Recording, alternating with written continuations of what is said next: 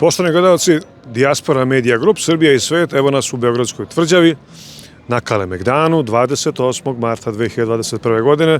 Prelepo je veče, ovde se susreću istok i zapad, sever i jug. Evo, pogledajte, kameraman, reditelj Mile Grozdanić će dočarati taj ambijent. Doći ćemo najpre ovde da pogledamo Ratno ostrvo, ušće Save u Dunav, jako lep ambijent. Sa leve strane pogledajte i Novi Beograd, i polako se vraćamo na onaj pogled zbog koga i jesmo došli ovde, a to je Belgrade Waterfront, Beograd na vodi.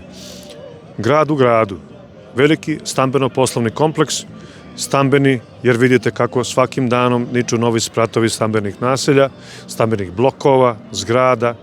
Mnogi su se uselili i uživaju u tom prelepom pogledu, zbog čega je Beograd i postao jedan modern centar ovog dela Evrope i sveta. Vidimo kulu Belgrade Tower i kraj nje galeriju sa mnogo dobrih prodajnih mesta i sadržaja, sve to lepo kraj reke Save, a pogotovo ujutru kada se probude stanari i pogledaju na Savu, mogu da ovde vide prelep ambijent, Beogradsku tvrđavu, Sabornu crkvu, Novi Beograd, ušće Save u Dunav i sve to zajedno mi jesmo došli ovde da prikažemo vama u Srbiji, regionu i svetu. Dobrodošli u Beograd, a svakako da prezentujemo i Beograd na vodi. Odavde iz Beograda i Srbije, na susretu istoka i zapada, severa i juga, Mila Grozdanić i Miša Ćirić. Prijetno!